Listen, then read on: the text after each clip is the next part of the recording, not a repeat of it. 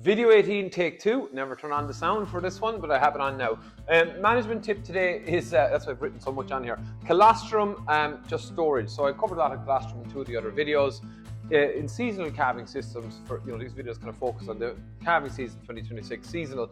Colostrum, we've got lots of it on farm. One of the things we talked about in another video is storage, refrigeration, if you're storing it on farm because of hygiene. But when we're freezing colostrum, a couple of things that you want to get into the freezer quickly. This is where the refractometer is very useful, that we're putting high quality colostrum in.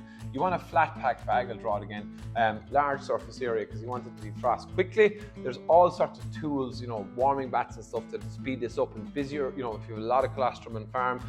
Try and put the cow number on it if you're freezing it, the date, and if you can, the quality of colostrum, so you can really store some really high quality stuff because we have lots of colostrum coming.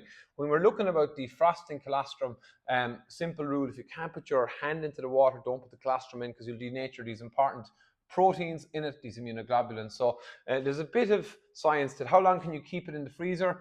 Look, it could last season to season, but often you're freezing it to be using it later on in the season as cows and heifers start calving down and you have bigger numbers. But it may be a case that you might be using colostrum from last year on your heifers calving in that may be shorter colostrum or you have an issue with quality. So freezing colostrum is useful. The defrosting is really important. Get lots of questions on replacers and supplements. In seasonal calving systems, if you manage colostrum well, you'll have lots of it there. Replacers are different to supplements. The good replacer will be just bovine colostrum.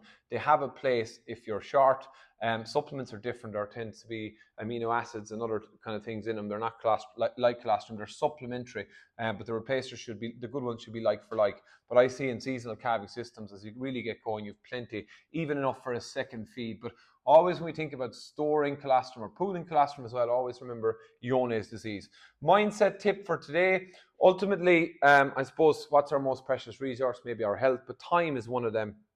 And if you don't have time for prepping and thinking about calving, and this mindset stuff is annoying you, that's fine. But how have you time for sick calves then? Because, the more prep you do in advance of seasonal calving, and I have to say, when you go out on the farm, the prep and the work and the advances done on farm is really, really impressive.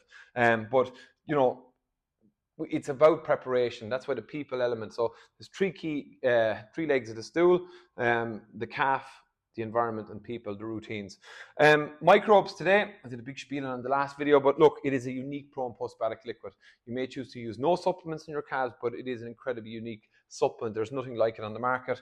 And when we have an innovative product like this, maybe there will be products exactly the same, but there's not at the moment.